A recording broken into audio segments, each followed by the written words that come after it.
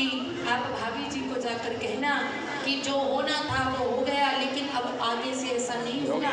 सांसारिक लोगों की यहाँ 2-2 एकादशियाँ होगी, लेकिन तेरे घर में तो नित्य द्वादशी होगी। अब आज्ञा लेकर गए हैं, जैसे ही अपने गांव पहुंचे तो अपनी झोपड़ी को ढूंढ रहे हैं, लेकिन वहाँ तो कंचन महल जो है खड़े हुए हैं। अब सुदामा जी ने पूछा कि भाई ये कौन सी नगरी है, तो उन्होंने कहा ये सुदामापुरी है। सोचा कि कोई राजा होंगे, बोले नहीं महाराज ये ब्राह्मण है जिनका नाम सुदामा जी है, जो अपने मित्र को मिलने के लिए गए। शांत हो जाओ, बिल्कुल उंगली मुंह पे रख लो। जब भगवान का नाम लेना होता है ना, तब आप लोगों की आवाज़ नहीं निकलती। अब बातें करनी होती तो आवाज़ सीधी आपकी बाहर तक जा रही है। शांति का दान दीजिए, तभी फायदा है। कोई फायदा नहीं है फिर यहाँ बैठने का। आपसे बोलो हरे कृष्णा। हमें हमारा क्या है, हम तो कथा 6 दिन से सुना रहे हैं, आज भी सुना देंगे। सुनोगे तब भी कल्याण, ना सुनोगे तब भी कल्याण। हम तो यही कह सकते हैं। आपसे बोलो हरे कृष्णा। अब महाराज उनको पता लगा कि ये कोई और नहीं मेरी ही बात करे, क्योंकि मैं ही अपने मित्र से मिलने गया था। अब सुशीला जी उनको दिखाई दी तो समझ गई ये तो सब प्रभु की लीला है। अब सुशीला जी कहने लगे देखो देवी, अब आप ही आ रहे हो, हम तो जा रहे हैं, क्योंकि हमारा मन तो लगने वाला नहीं है। 2-4 मालाएं जो हम करते हैं वो भी नहीं कर पाएंगे। जैसे ही जाने लगे तो भीतर से द्वारकाधीश जो विराजमान है उनकी आवाज़ आई कि सुदामा जी कहीं जाने की आवश्यकता नहीं है, यहीं पर रहकर आप भजन करो और खूब दान करो। तो सैकड़ों वर्षों तक सुदामा जी महाराज वहाँ पर रहे, खूब दान किया, नाम जपा, अंत में भगवान के धाम को गए हैं।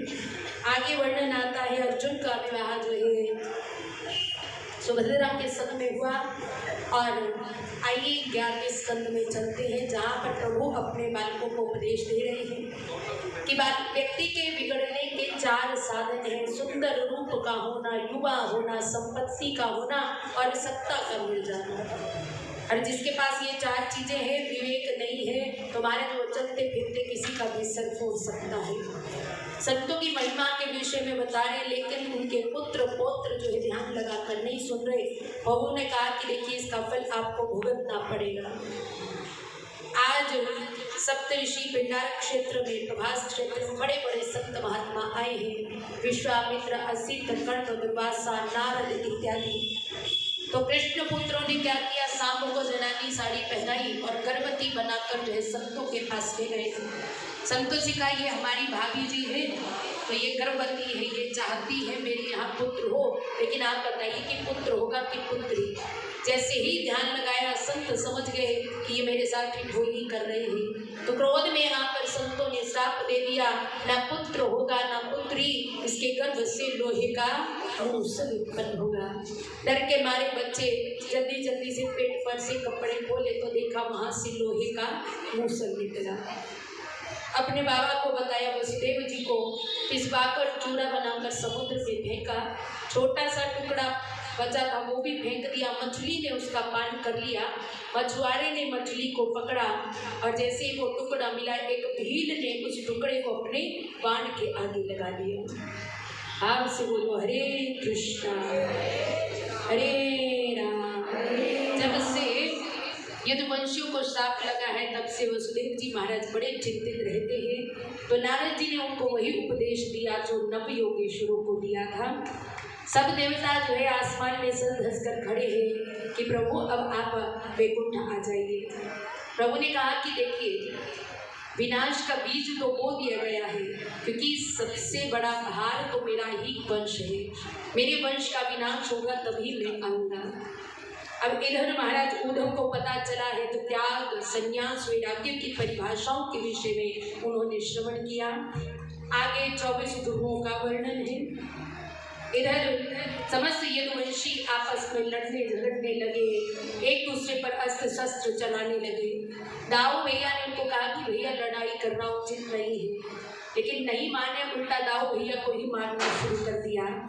गोविंद ने कहा कि देखो भैया इनका विनाश अब निकट है, अब आप ऐसा कीजिए, आप शेषनाग का रूप बनाकर यमुना जी में चले जाइए। शेषनाग का रूप बनाया है और सीधे क्षीर सागर में चले गए हैं। अब महाराज समस्त यदुवंशियों के अस्त्र शस्त्र समाप्त हो गए। लड़ते लड़ते जो है समुद्र के किनारे आए। अब जो चूड़ा फेंका था वो किनारे लग गया और एर का नाम की घास के रूप में उत्पन्न हुआ। वही एर का घास उखाड़ उखाड़ कर एक दूसरे को मारने लगे। सभी यदुवंशी मर गए, लेकिन कुछ अभी भी द्वारिका में है। अब महाराज इधर आज श्री ठाकुर जी प्रभास क्षेत्र में जो है पीपल के पेड़ के नीचे जो अर्धशयनावस्था में लेटे हुए हैं, वहीं पर वह भेदिया आ गया जो मूसल का टुकड़ा जिसने तीर पर लगाया था। अब उसने श्री ठाकुर जी के चमकते हुए चरण देखे, मानो ये हिरण की आंख है। जैसे ही बाण चलाया है सीधा श्री ठाकुर जी के चरणों में लगा, रक्त निकलने लगा। जैसे उस भेदिये ने आकर देखा तो पश्चाताप करना उन्होंने शुरू कर दिया कि मुझे क्षमा कर दो, बड़ी गलती हो गई। प्रभु ने कहा कि इसमें आपकी कोई गलती नहीं है, ये कोई पिछले जन्म का ही कर्म था। ऐसा माना जाता है, कहते हैं कि ये भेदिया कोई और नहीं सुग्रीव का भाई बानी था, जिसको राम जी ने छुपकर बाण मारा था। आज वही भेदिया बनकर आया है। प्रभु कहते हैं कि तुम्हें मेरा आशीर्वाद तुम जाओ यहाँ से। भगवान का साथ की दारू आया, उसको सांत्वना देकर भेजा। अर्जुन आया, अर्जुन से कहा कि द्वारिका में जितनी भी रुक्मिणी इत्यादि रानियाँ हैं और यदुवंशी हैं, उन सबको जो है श्री राधा रानी की शरण में ले जाओ। जैसे ही ले जा रहे थे तो भीड़ का रूप बनाकर सबको श्री ठाकुर जी चुरा कर ले गए। अब महाराज सब देवता हाथों में पुष्प लेकर प्रभु का इंतजार कर रहे हैं।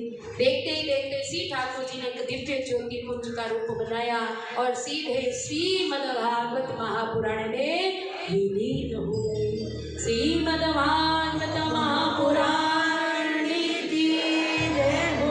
तभी कहते हैं कि श्री ठाकुर जी कहीं नहीं गए, आज भी राधा रानी के संग में श्रीमद्भागवत महापुराण में विराजमान है। तो आइए 12वें स्कंद में आते हैं। कहते हैं कि कलयुग में बहुत सारे दुर्गुण हैं, केवल एक ही सद्गुण है। कलयुग केवल नाम आधारा, सुमिर सुमिर नर उतरेगा।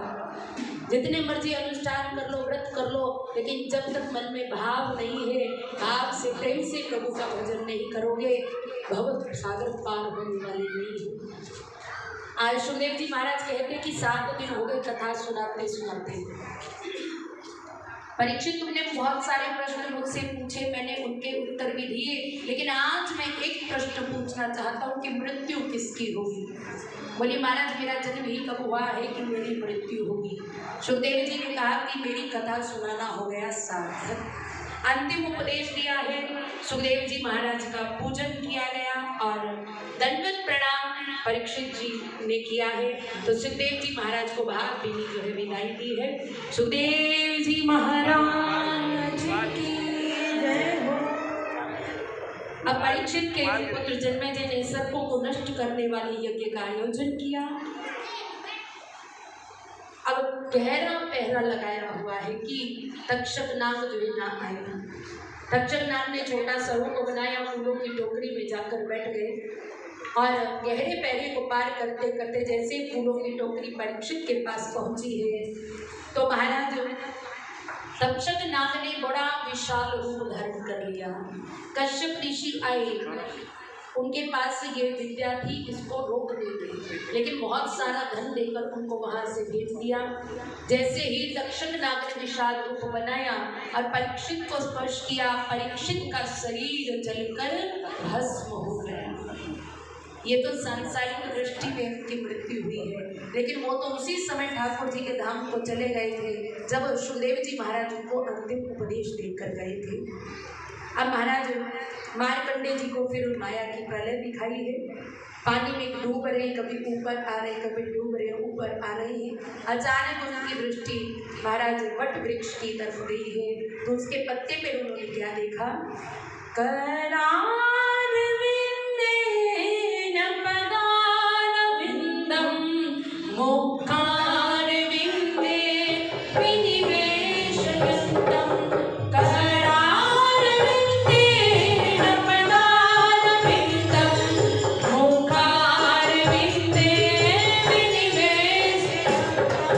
What does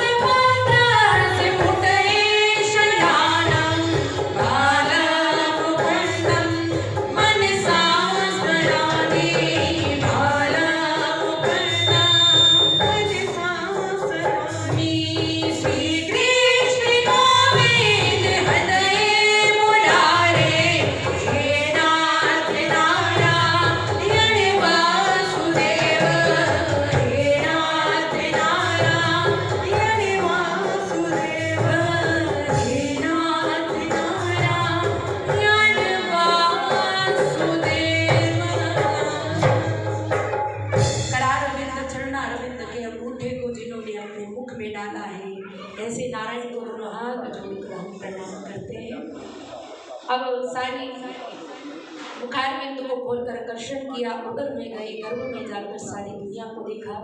मार्कंडेय जी कहते मुझे माया की प्रलय नहीं चाहिए, मुझे तो केवल आपकी भक्ति चाहिए। तो महाराज भगवान शंकर ने उनको भक्ति प्रदान की।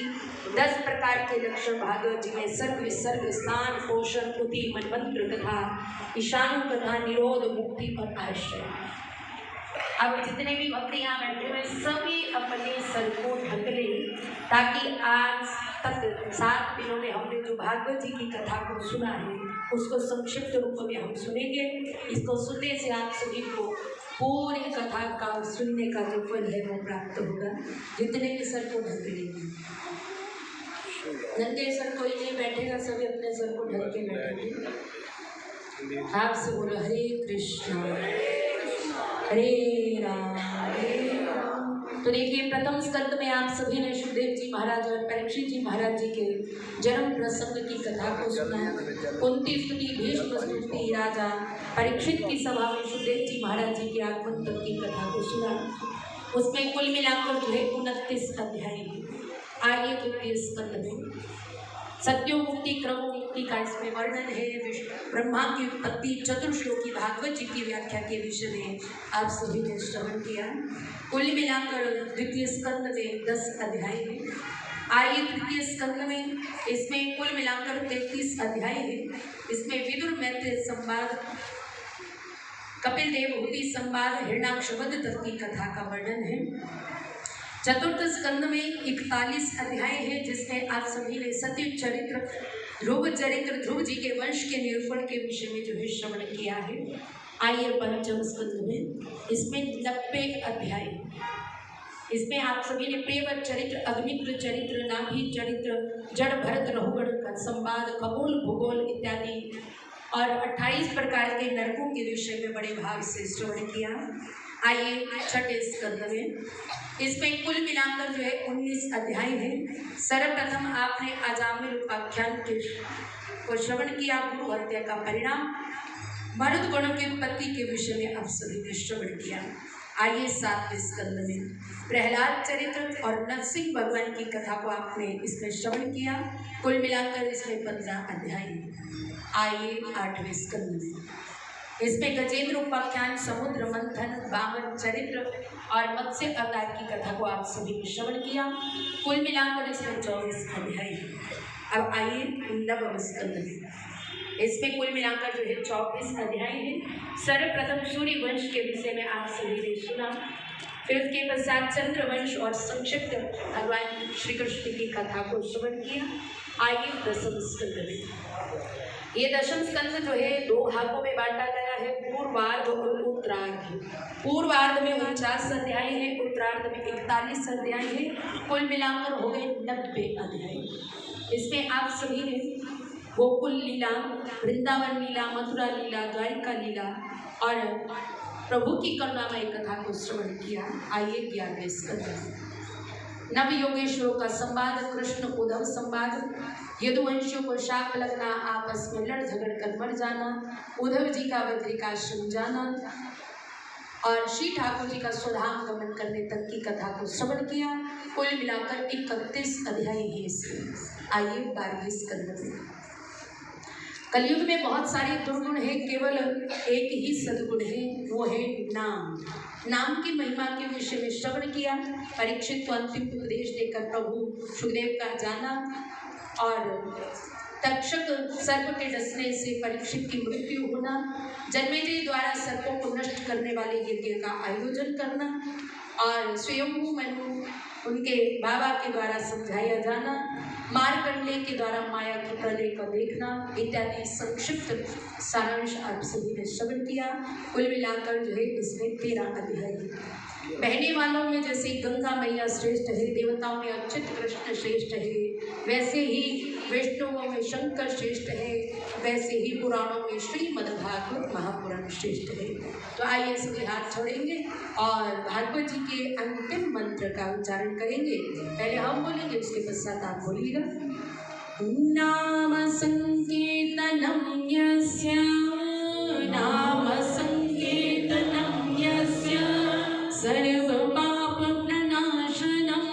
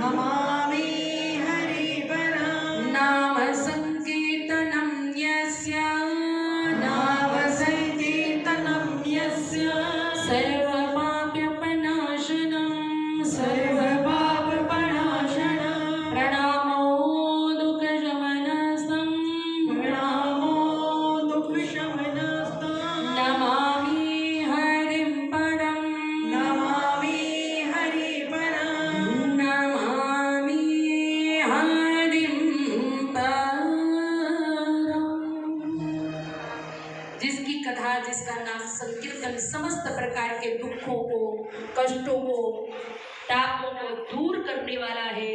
ऐसे अच्युत भगवान श्री कृष्ण को दोनों हाथ जोड़कर प्रणाम करते हैं। श्रीमद्भागवत महापुराण की जय हो। श्री बांके बिहारी लाल की जय हो। सुखदेव भगवान की जय हो। देखिए महाराज, आज 7वें दिन का विश्राम है, तो प्रथम बार यहाँ पर श्रीमद् भागवत करने का मौका मुझे मिला है। मेरे गुरुदेव की, ठाकुर जी की कृपा और आप सबका आशीर्वाद है कि आप सबके आशीर्वाद से आज ये श्रीमद् भागवत महापुराण की कथा विश्राम की तरफ बढ़ी है। ये मेरा परम सौभाग्य है कि मुझे यहाँ आकर कथा सुनाने का मौका मिला। लेकिन कथा सुनाने का तो मुझे बड़ा आनंद आया। अब आपको आया कि नहीं आया मुझे नहीं पता। आपके चेहरे, आपकी तारीफ ये बताती है कि आपको खूब आनंद आया कथा सुनकर। मैंने प्रयास किया कि सरल से सरल शब्दों का उपयोग करके आपको ठाकुर जी की ज़्यादा से ज़्यादा कथा सुनाऊं, लेकिन समय की कमी के कारण जितना समय मिला मैंने प्रयास किया समझाने का। लेकिन फिर भी गुरुदेव ने तो सिखाया बहुत कुछ है, लेकिन ये बुद्धि ज़्यादा ग्रहण नहीं कर पाती, और फिर भी मैंने ज़्यादा से ज़्यादा आपको बांटने का प्रयास किया। जो भी आपको अच्छा लगा हो तो झोली भर के आप अपने घर ले जाना, और यदि कुछ भी आपको मेरे द्वारा ऐसा शब्द निकला हो, आपके हृदय को आघात पहुंचा हो, तो हाथ जोड़कर आपके चरणों में अपने मस्तक को रखकर क्षमा प्रार्थना करती हूँ कि जो भी बुरा लगा हो तो आप मुझे वापस दे जाना, ठीक है। बाकी अगर मेरी तरफ से जहाँ पर हम रह रहे हैं या फिर कमेटी वालों को कोई भी हमारी तरफ से लगा हो कि कोई गलती हुई है, मैं आपकी बहन हूँ, आपकी बेटी हूँ, तो आप भी मुझे क्षमा करना। क्योंकि किसी के पास सब कुछ है तो जलती है दुनिया, ध्यान देना। किसी के पास सब कुछ है तो जलती है दुनिया, किसी के पास कुछ नहीं है तो हंसती है दुनिया। लेकिन मेरे पास तो मेरे गुरुदेव और मेरे बिहारी जी और लाडली राधा रानी का प्यार है, जिसके लिए तरसती है दुनिया। मेरे पास मेरे गुरुदेव है, मेरे बिहारी जी, मेरी लाडली जी हैं, जिसके प्यार के लिए हर एक कोई तरसता है। देखिए 7 दिन आप सभी ने कथा श्रवण की ना, तो दक्षिणा तो बनती है ना। कौन कौन मुझे दक्षिणा देगा? हाथ खड़ा करो। बीच में बेचारे हाथ नहीं खड़ा कर रहे, हाय उनका पहले बता देते, कुछ लेकर आते। तो हाथ जोड़ के निवेदन, ना तो मुझे आपका धन चाहिए, ना अन्न चाहिए, ना वस्त्र चाहिए, केवल एक ही आशीर्वाद मुझे चाहिए। अपने दोनों कोमल कोमल हाथ मेरे सर पर रख के मुझे आशीर्वाद दे कि जिस मुहिम पे हम लगे हैं ठाकुर जी का नाम प्रचार करने के लिए कथा हेतु, तो ये नाम प्रचार जीवन पर्यंत, जब तक ये जीवन है ऐसे ही चलता रहे, और ऐसे ही हम सब मिलकर प्रभु का गुणगान करते रहे। और दोनों हाथ उठाकर मुझे नाम की भिक्षा देंगे। हरे कृष्णा हरे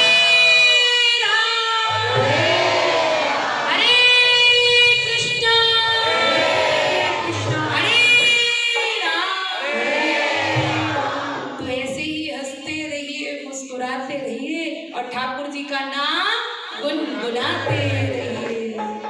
और आशा है कि आपको खूब आनंद आया होगा। मेरी तो इच्छा तो नहीं हो रही थी जाने की, लेकिन क्या करें, हम भी बंधन में हैं। 7 दिन थे तो 7 दिन पूर्ण हुए।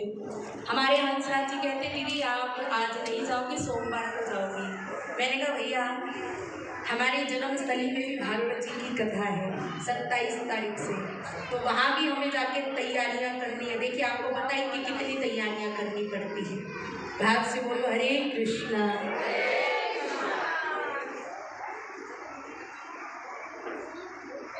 ये तो आप लोग कर सकते हो, मैं तो नहीं बोलूँगी कि करो कि नहीं करो, वो आप लोगों की खुशी है।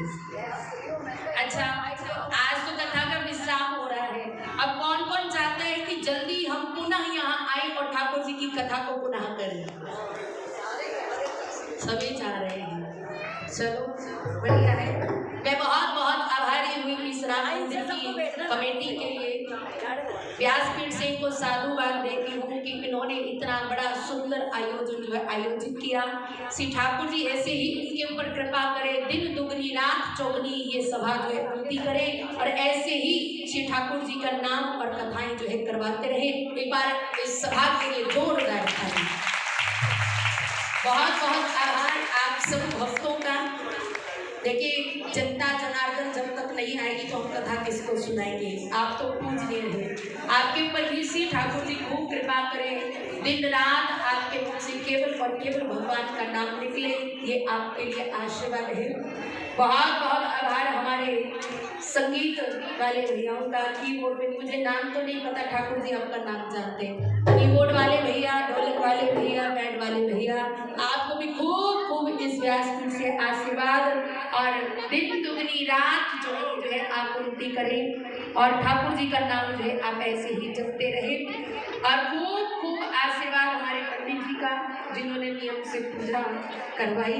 श्री ठाकुर जी इनके ऊपर भी खूब खूब कृपा करें और जो भी भंडारा बना रहे हैं उनको भी आशीर्वाद और हमारे साउंड वाले भैया का इनको भी एक बार ताली बजा दीजिए। खूब ठाकुर जी इनके ऊपर कृपा करें, दिन दुगनी रात चौगनी उन्नति करें। अब कोई रह गया हो तो भैया मुझे माफ करना। ठाकुर जी सबका नाम जानते, कोई कृपा करें और खूब ठाकुर जी का जो है नाम आप सभी जपते रहें। इतना कहते हुए मैं अपनी वाणी को विश्राम दूंगी। आरती होगी और जिन जिनको भागवत जी को प्रणाम करना होगा तो वो आकर प्रणाम भी कर सकते हैं और श्री ठाकुर जी का और भागवत जी का आशीर्वाद भी ले सकते हैं।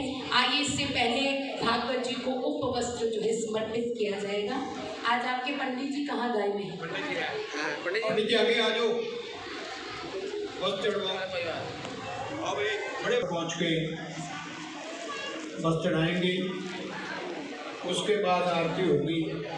जिन्होंने श्री भागवत महापुराण पर माथा टेकना है वो आराम से आएंगे, लाइन बना के ध्यान रखेंगे, एक दूसरे को टक्कर ना लगे, आराम से जाके माथा टेक के फिर नीचे आते रहेंगे। श्रीमद् भागवत जय जय श्री राम, जय जय श्री राम।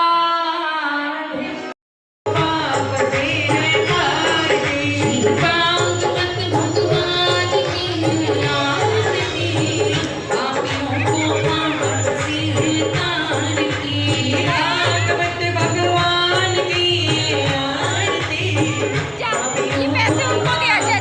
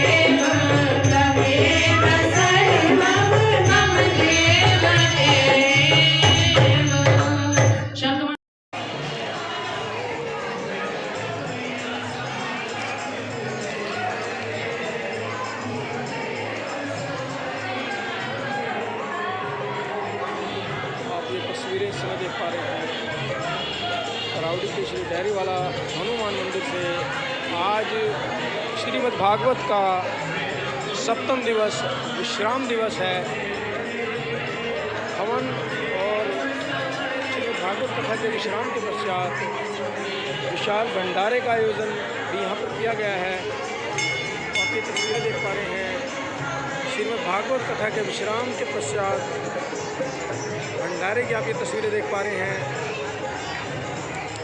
ताकि सभी भागवत प्रेमी प्रसाद ग्रहण कर सकें।